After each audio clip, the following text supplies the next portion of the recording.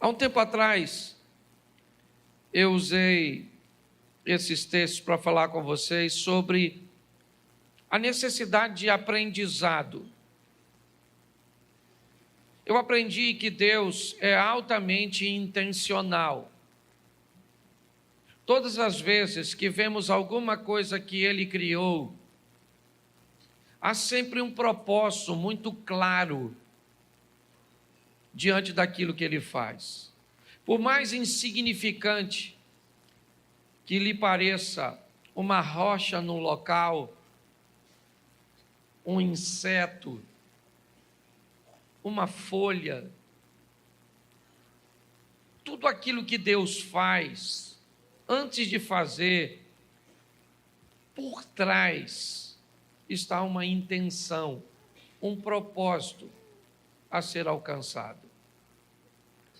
Se nós entendemos que o êxito de Jesus, ao passar por esta terra, tinha a ver com a intenção daquilo que ele fazia, ele era alguém que não fazia nada por acaso, sempre atendia a uma agenda, um cronograma, e por isso ele obtinha sucesso. Nós estamos num culto de campanha, eu estou voltando de Israel, e todas as vezes que eu me deparo com uma situação de aprendizado, eu procuro retirar o máximo possível. E do guia que estava comigo, ele me disse algo, apesar de não ser cristão, ele me disse que o êxito de Jesus estava em sempre fazer as coisas para os outros. Basicamente, você só vai encontrar uma oração feita por Jesus em prol dele mesmo. Se possível for, aparte de mim este cálice. Todas as outras coisas que ele fazia, sempre estava focando outras pessoas. Até para seus algozes, aqueles que o estavam crucificando, ele diz: Pai, perdoa, porque eles não sabem o que fazem. Era sempre para curar alguém, para ressuscitar alguém, para libertar alguém, para mudar a vida de alguém, porque me parece que a receita do sucesso de um indivíduo é melhorar a vida do outro indivíduo.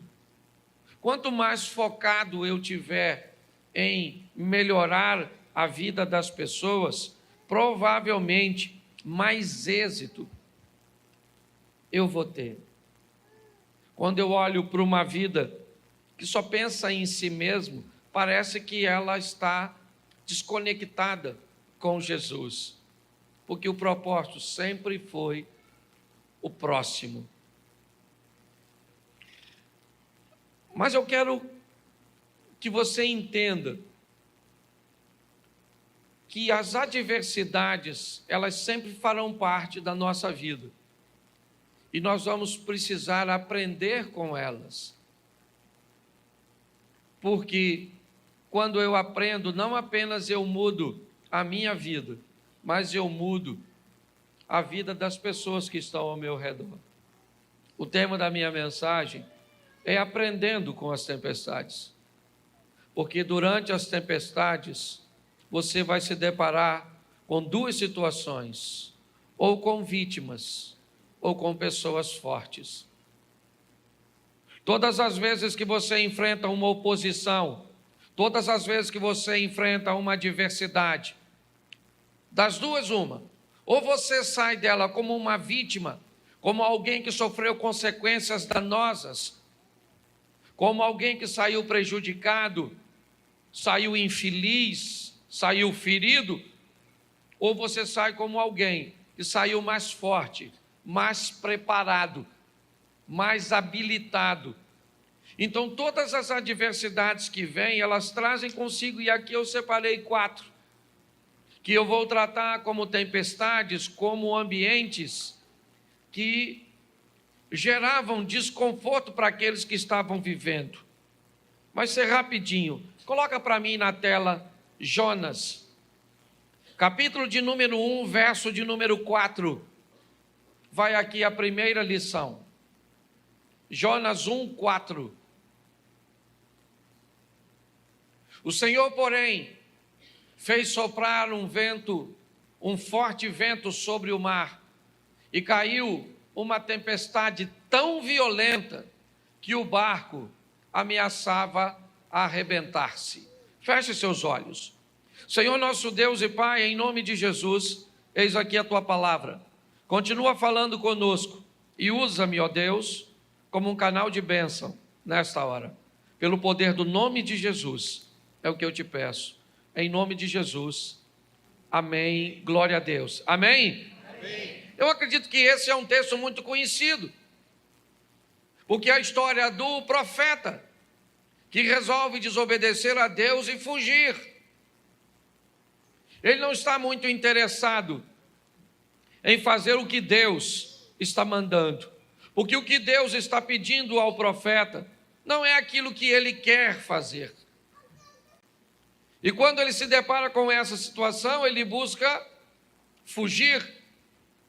Mas fugir para onde? A Bíblia nos diz: de onde fugiríamos da face do Senhor? Se fizermos nossa morada nas estrelas, de lá ele nos derrubaria. Mas o profeta não está satisfeito. Jonas, ao invés de fazer o que Deus está pedindo, ele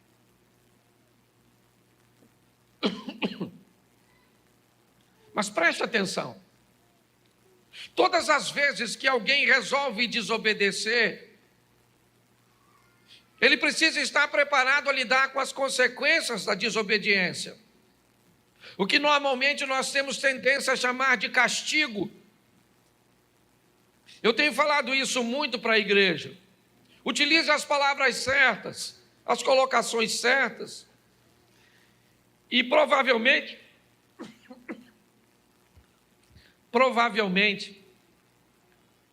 você vai começar a notar uma melhoria na sua vida. Quando você começa a se tornar responsável por aquilo que faz, quando você começa a entender que toda ação gera uma reação, você se torna mais cuidadoso. Nós estamos olhando um profeta, o Jonas. O que ele está fazendo? Ele está fugindo de Deus. Mas para fugir de Deus, ele planeja entrar num navio. Para fugir de Deus, ele se mistura com pessoas, ele se aproxima de pessoas. E todas as vezes que um desobediente se aproxima de alguém, essa pessoa precisa estar extremamente atenta. Por quê? Porque assim como uma fruta podre, ela pode apodrecer com muito mais facilidade às demais, um desobediente, quando entra na vida, na família, na rede social, na empresa de alguém, ele traz consigo todos os prejuízos. Quando Jonas entra no barco, o texto diz que o barco ameaçava a despedaçar.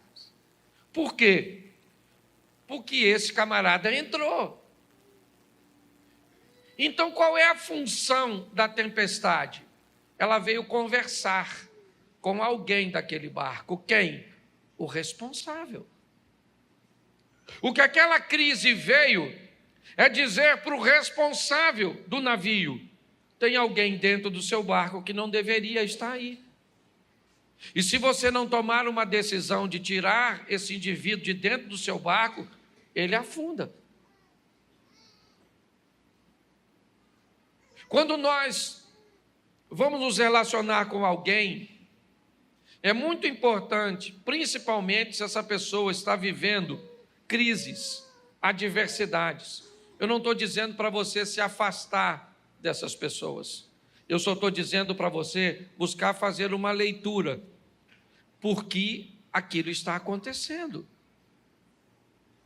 O capitão do navio, o navio é dele, ou pelo menos ele é o responsável. Ele tem toda a sua tripulação, ele tem toda a sua carga, ele tem todos os passageiros, inclusive um deles é Jonas. Mas agora, tudo aquilo está ameaçado, porque alguém entrou, e esse alguém não deveria estar lá. A tempestade veio, ela era violenta, ela está sacudindo o barco já está correndo o risco de naufragar. O capitão do navio, então, ele é responsável,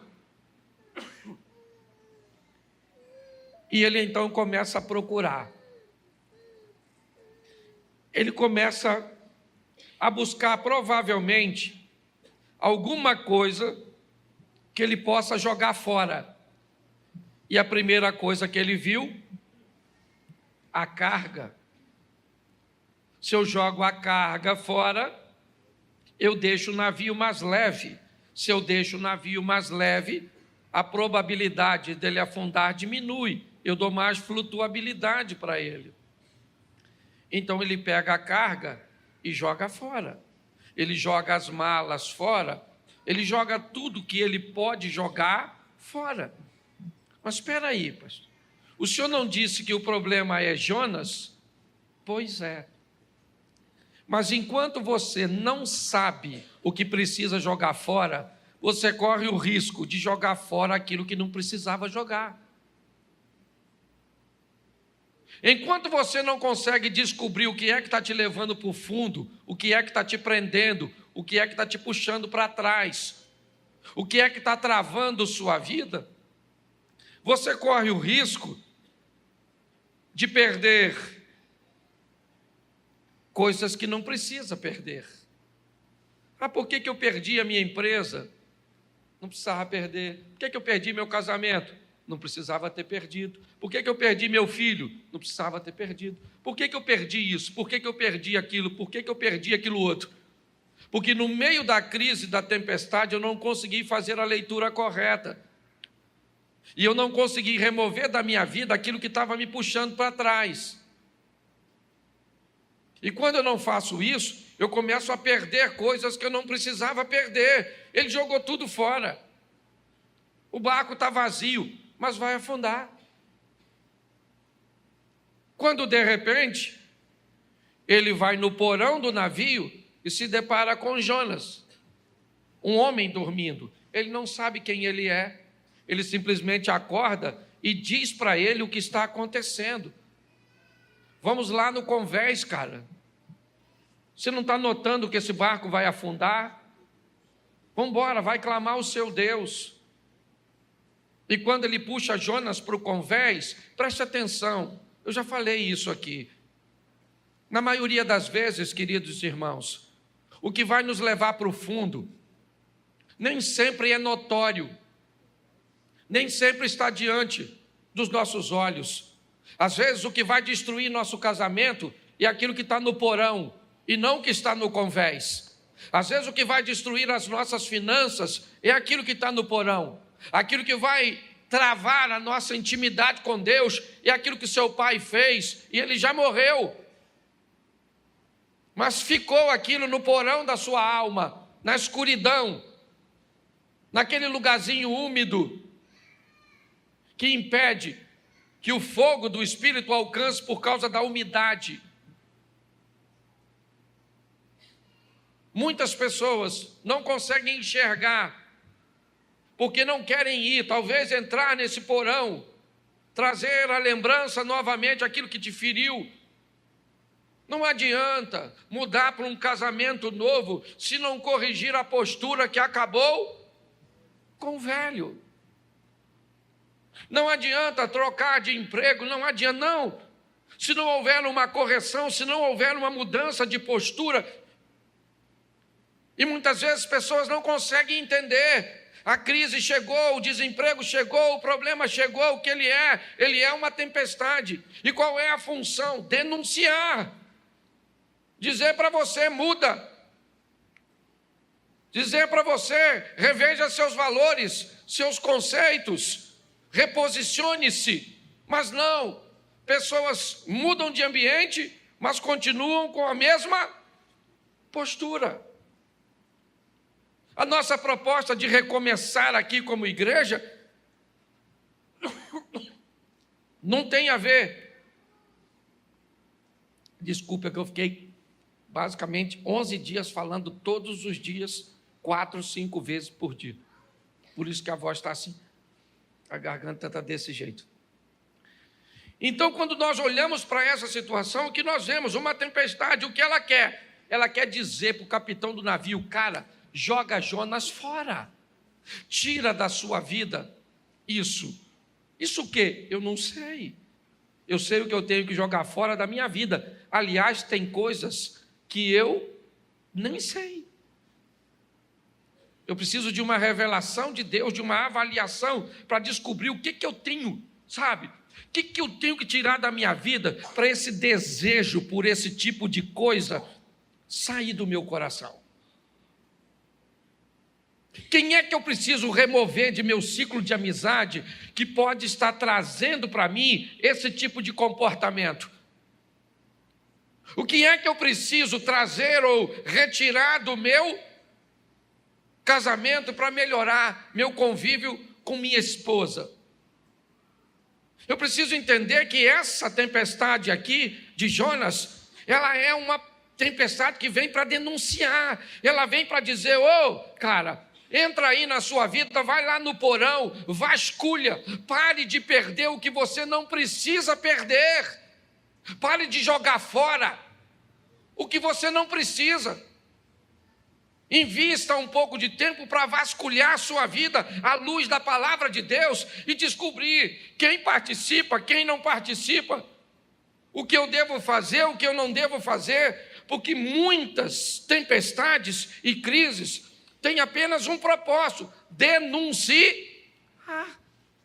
Tira, quanto mais rápido você tira. Presta atenção, cadê o Jonas? Joga o Jonas fora, a tempestade está aí, eu jogo ou não jogo? Presta atenção, o Jonas falou, o problema sou eu. Ele falou para o capitão, está no texto, depois você lê, mas ele não pulou. Porque ele poderia falar: gente, ó, o problema da tempestade sou eu, fica tranquilo que eu pulo. Mas não é função do problema sair da sua vida. É função sua dizer: eu não quero você aqui. Somos nós que temos que decidir. O capitão do navio fica com medo de jogar. É lógico que ele está com medo, ele está desconfortável. O que ele está pensando? Se a vida desse cara é tão preciosa para causar tudo isso, se eu jogo ele fora, corre o risco do barco afundar. Porque às vezes você fica com medo de terminar o namoro, porque já está numa idade avançada. Pastor, se eu termino, como é que eu arrumo outro? Ruim com ele, pior sem ele. Pastor, esse emprego é a única coisa que sobrou. Pare de andar por segurança e comece a viver por fé. Entenda que Deus quer o seu melhor. Fale com ele: Senhor, quem é esse miserável do Jonas que está na minha vida? Troca o nome. Talvez não seja Jonas, seja Roberto, Antônio, sei lá. Eu não sei quem é a pessoa, eu não sei. Talvez seja o Cláudio. Não eu. Quem é? Ah, pastor, meu pai. Seu pai? Sério, pastor. Sabe? Ele fez algo comigo que eu nunca esqueci. E por que ele não pede perdão? Porque morreu. Então não vai pedir mais. Então, pastor, mas eu não consigo esquecer. Então morre. Logo. Porque você tira isso do seu coração, não tem jeito, gente. A postura dos outros não pode determinar a felicidade que você vai viver com Deus. Então está assim de gente vivendo crise que vem para dizer para você: joga esse Jonas fora. Acaba com essa sociedade, acaba com essa amizade. sai desse grupo de internet, não se mistura com esse tipo de gente na igreja, porque até na igreja tem gente ruim. Não é você, mas tem.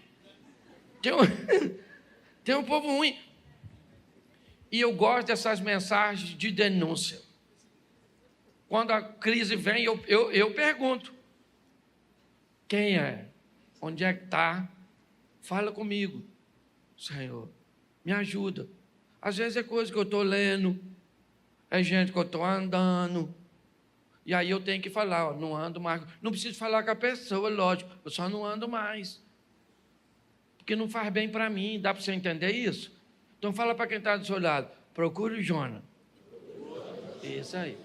Segunda tempestade. Marcos capítulo 4. Verso 37. Bota Marcos 4, 37.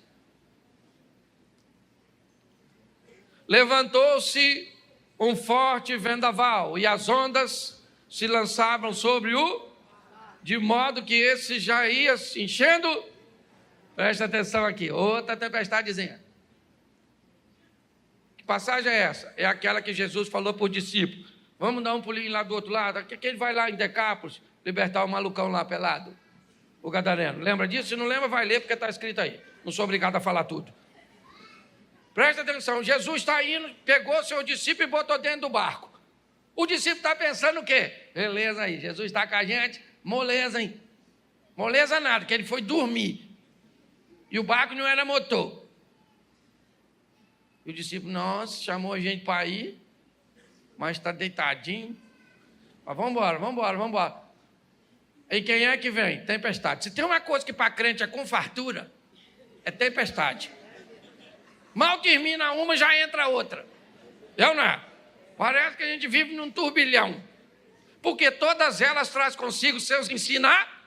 A primeira tempestade vem como uma tempestade que vem denunciar. E essa agora, não tem nada de denúncia. Jesus está lá quietinho, dormindo, e lá vem a tempestade.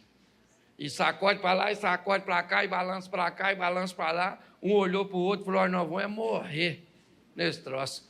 E ele vai morrer dormindo. Porque nem vê vai. Nós vamos morrer. Jesus disse assim, ó, passemos. E eles estão falando, vamos morrer. Qual é a diferença entre ele e nós? Nada. Ele diz que nós vamos, vem. Mas o que a gente diz? Está difícil, hein? Não, estou numa luta, menino. Tem gente que parece lutador de UFC. Quando não está lutando, está treinando. Mas é todo dia apanhando e machucando. Olha só, você está rindo, cuidado, pode estar rindo de tudo. Mas olha que coisa engraçada. Os discípulos estão lá e de repente eles vão lá chamar Jesus. Ele falou: mestre, vou falar uma coisa para o senhor. Deu ruim. Porque olha só, nós vamos afundar. Já está decidido. Nós vamos afundar. Jesus levantou, falou para o vento: cala a boca. Ô mar, menos. Marola. Piscina. O vento aquietou. Os caras que andavam por Jesus ficavam olhando um para o outro, falando assim: quem é esse? Muito prazer, Jesus. Estamos andando já há um tempão junto. O que essa tempestade vem mostrar? O poder de quem anda com ele. É isso.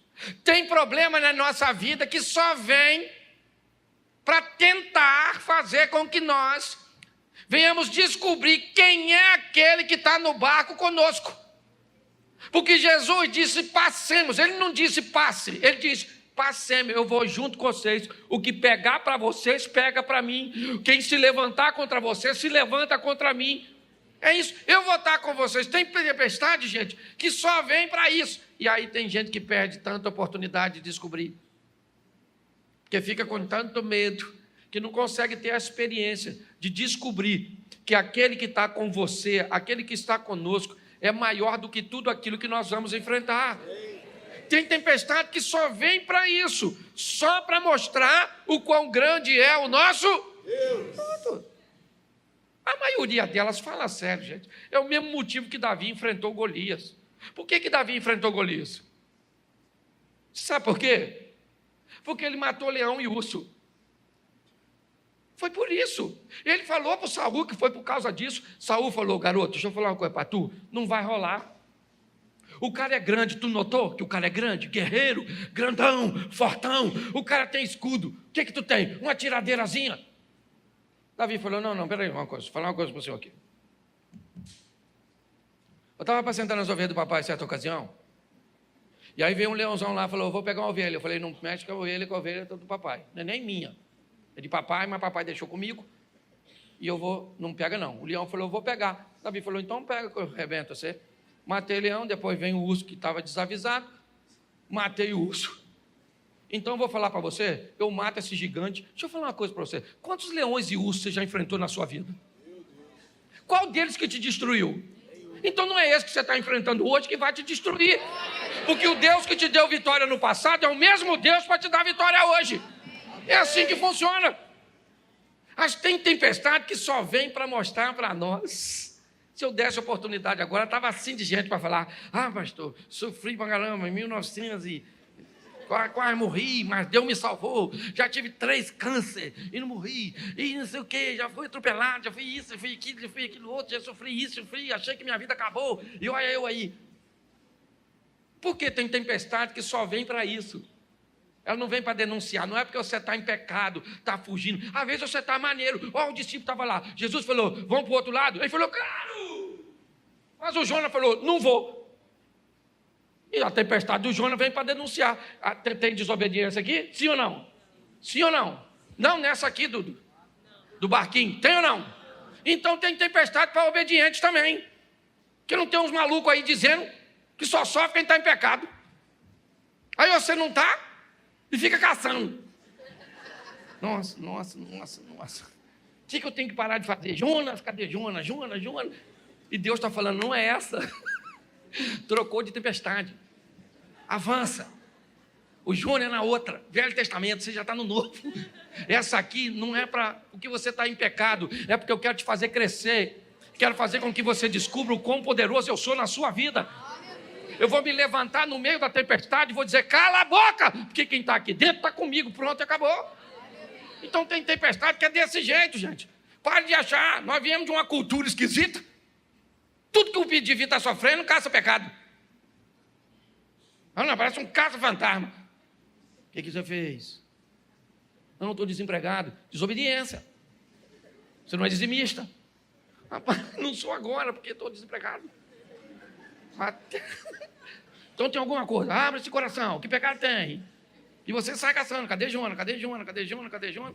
E Deus diz: não é Jonas, meu filho. Atualiza essa mente sua. Está assim de gente. Então tem tempestade que é desse, tá um montão de gente. Eu, por exemplo, tenho um montão de tempestade que eu já enfrentei, que era só para demonstrar o poder, mas também tem umas tempestades que era para tirar o Jonas. Já tirei muita gente da minha vida. Louvado seja Deus. Estou falando sério. Ó, eu trabalhava numa empresa que, se Deus não me mandasse embora, eu estava lá até hoje. Pensa num lugar que eu gostava. E pagava 3 salários. Oh, que beleza. Criei minha família com 3 salários. Era uma maravilha. Mas Deus precisou tirar aquilo. Aquilo era um Jonas que atrasava a minha vida. Quando me mandaram embora, pensa num cara chorando. Meu Deus do céu, o que vai ser da minha vida? Eu imagino Deus olhando. Você é uma besta mesmo. Se olhasse o que eu estou preparando. E eu lá, cheio de medo. Então não tem jeito, não. Tem que aprender com as tempestades, tem que aprender. Tempestade não vem só para desobediente, não. Os caras estavam lá, Jesus falou: vamos, ele falou: vou. E Jesus foi fazer o quê? Dormir. Não podia estar acordado? Que aí eles falavam logo lá: Jesus só mandou não havia a tempestade. Jesus falava de longe: raja fora. Mas não, a tempestade chegou e tal. E ele não acordou, devia estar todo molhado. Para mim ele estava acordado, estava fingindo. Para mim estava. Que se o barco já está enchendo, quase afundando, como é que ele vai estar dormindo? Eu imaginei ele lá. Alguém falou, acorda, Jesus. Só abriu o olho, falou, qual é? Hoje nós vamos morrer. Ele vai morrer nada, rapaz. Espera um pouquinho que eu vou falar com você. Quem é o problema? O vento? Ô vento! Cala a boca. Ô mar, fica quietinho. E os discípulos falaram, quem é esse? Que até tem gente, 40 anos andando com Jesus. Quando Jesus faz alguma coisa, diz, quem é você? Nossa, eu sou um seu amigo novo. Acabei de chegar agora. Então aprenda a viver. Tempestade, fala para quem está do seu lado, tempestade também vem para obediente. É isso aí. Vamos para a terceira tempestade? Mateus 14, 24. Isso não define muito uma tempestade, mas um ambiente bem inóspito. Mas o barco já estava a considerável distância da terra, fustigado pelas ondas, porque o vento, soprava contra... Presta atenção. Na tempestade anterior, Jesus disse, passemos para outra margem. Sim ou não? Nessa, agora Jesus falou, vão vocês que eu vou depois. Por isso que o texto diz que Jesus obrigou, compeliu, insistiu, mandou, porque os caras não estavam a fim de ir. Se da outra vez com ele foi ruim, agora sem ele, pastor, por que agora Jesus não vai? Porque é outra lição. Tem lugar que ele vai contigo, tem outra que ele diz, vai você, que eu vou depois, para ver o que você é capaz de fazer. Foram lá.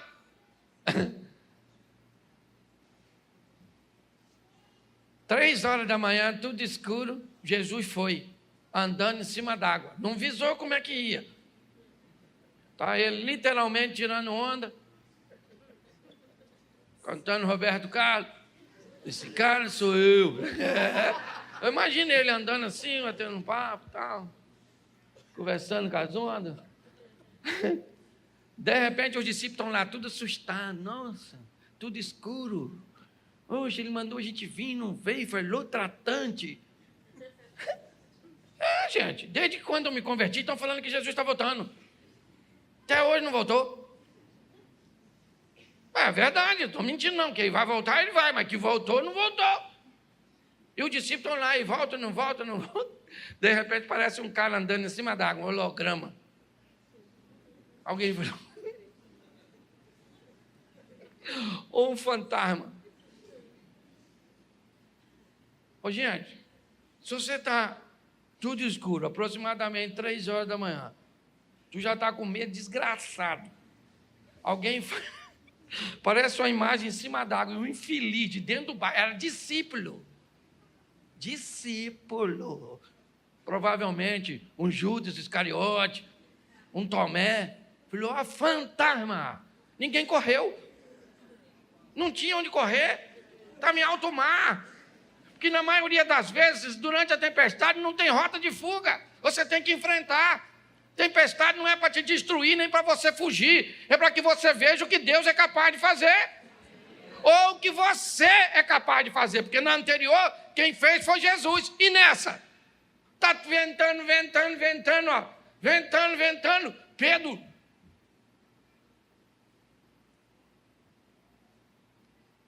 Aí, é Jesus mesmo? Pô, deixa eu andar em cima d'água. Pô, tô afinzão de andar, tá vendo ele? É ele mesmo, né? Eu vou aí, hein? Porque tem tempestade e crise que não é para Deus agir.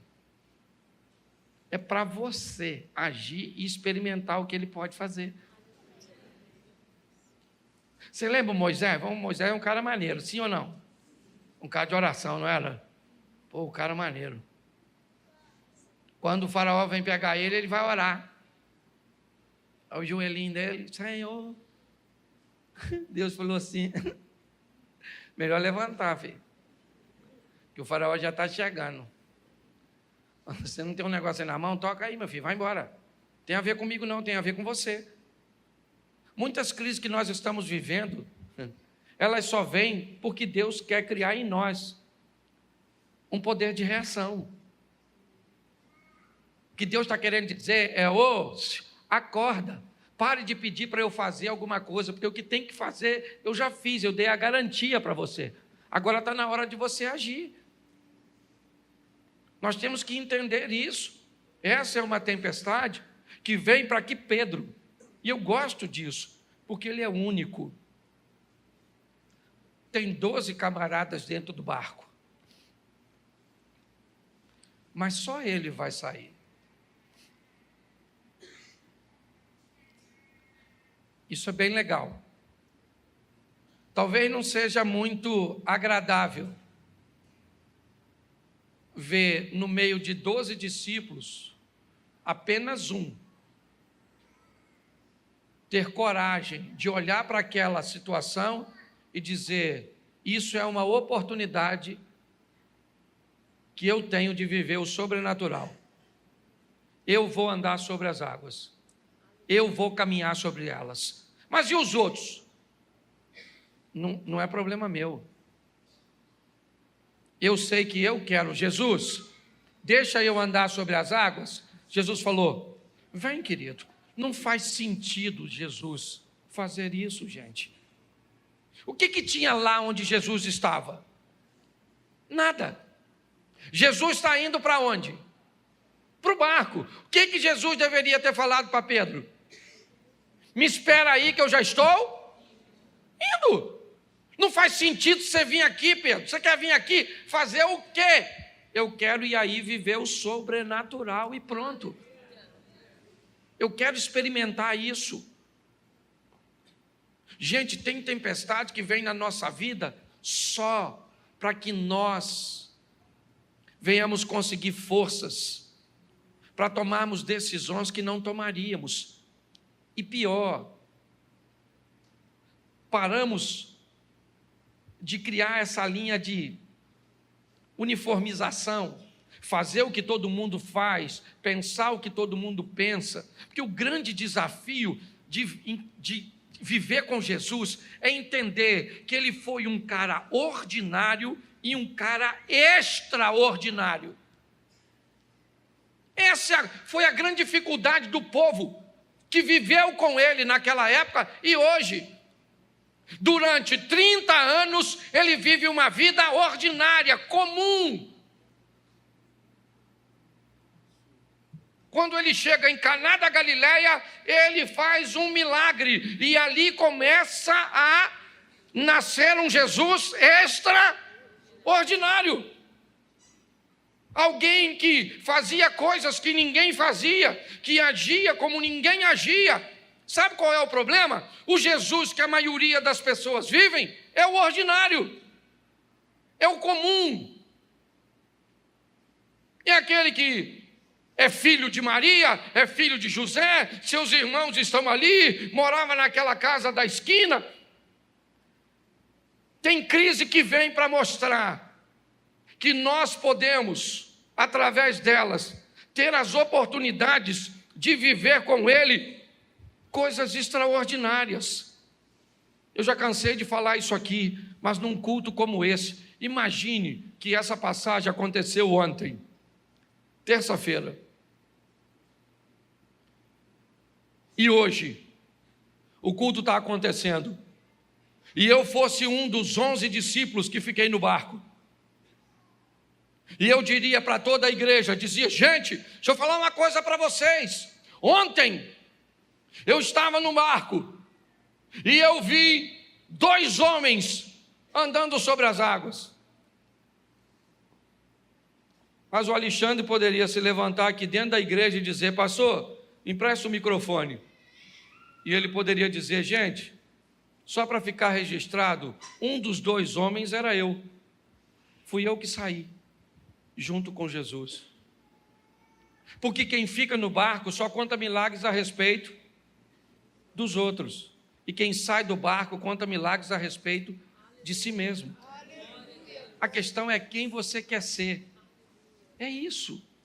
É a hora de agir. Todos estavam com medo, inclusive Pedro. Não foi fácil. Pastor, como é que o senhor disse que ele está com medo se ele saiu? Ele esboça isso quando está chegando. Ele começa a afundar. Jesus disse para ele: homem de pouca fé, segura aqui. Então a terceira tempestade, ela vem como uma oportunidade de nós fazermos. A primeira é uma que denuncia, joga fora aquilo que está te levando para o fundo. A segunda é aquela que te dá a oportunidade de ver Deus agir a seu respeito. A terceira é aquela que dá a oportunidade de você agir a seu respeito. É assim. E agora, a última é Atos dos Apóstolos. E eu deixei a pior por último. Capítulo 27, verso 18. E depois do 18, nós vamos ao 41 e o 44. Vamos ao 18 primeiro. No dia seguinte, sendo violentamente castigado pela tempestade, começaram a lançar fora a carga, o mesmo padrão da primeira tempestade, trazer alívio. Coloca para mim o 41.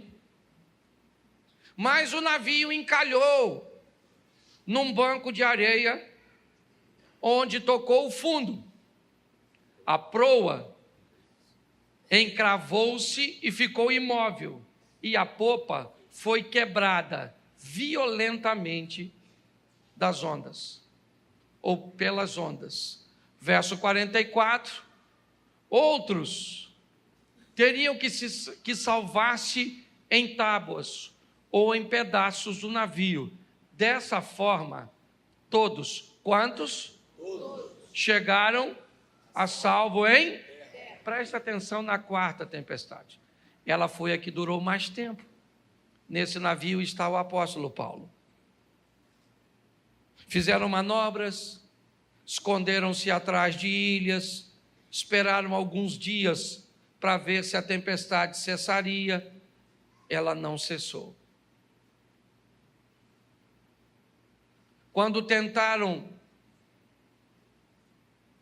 navegar um pouco mais, nós vimos que o navio encalhou e as ondas nele encalhado começaram a bater de uma tal forma que ele se rompeu.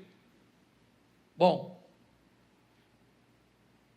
o navio do capitão, ele jogou Jonas e foi embora em direção a Tarsis, a Espanha. O barco de Marcos, capítulo 4, a partir do verso 35, Jesus repreende o vento e o mar e fica tudo certo. Mateus 14, a partir do 22, é a terceira tempestade, onde Pedro anda sobre as águas. E assim que Jesus pisa no barco, o vento vai embora. Mas a última tempestade não foi legal para o barco. Ele naufragou. Ele se despedaçou. Mas o texto diz que as pessoas que estavam no barco, presas aos destroços, conseguiram chegar na areia e ninguém morreu. A Bíblia está me dizendo que tem tempestades que não adianta jogar fora, que o Senhor não vai se levantar para acalmá-la, que não é a sua decisão assertiva que vai fazer ela passar, porque ela vai afundar. O barco vai afundar. O ente querido vai morrer. A empresa vai fechar. O casamento vai virar divórcio. O filho pode caminhar para um caminho que não deve. Tem tempestades que elas são extremamente prejudiciais, danosas. Mas o que ainda essa tempestade me mostra é que ninguém morreu. E aqui não estou falando simplesmente de morte física, não. a nossa ótica a respeito da Bíblia, nós temos muito que aprender. Eu acabei de chegar de um lugar que o dia começa na noite. Sim, para os judeus, o dia não pode começar de dia e terminar à noite. Ele tem que começar de noite e terminar de dia, porque o Senhor nos chamou das trevas para a sua maravilhosa luz. Não faz sentido um dia que começa com dia e termina com noite. Ele tem que começar com noite e terminar com dia. Quando nós começamos a mudar a nossa mente, nós vamos descobrindo a grandeza do que Ele deseja realizar. Essa tempestade, para mim, é a tempestade que originou o nome da nossa igreja. A oportunidade que Deus nos dá de um recomeço, de olhar para os destroços do nosso casamento, para olhar dos destroços de nossa vida emocional, para olhar dos destroços de nossas decepções, mas saber que nós seguramos, sabe, literalmente numa tábua de salvação, e chegamos até a praia com a possibilidade de vivermos em Deus, por sua misericórdia, uma nova fase. Mas uma nova fase como uma pessoa nova.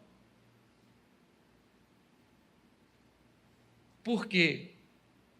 Porque a tempestade, ela afundou meu navio, mas ela não tirou a minha vida. Ela me deu a oportunidade de viver uma nova experiência.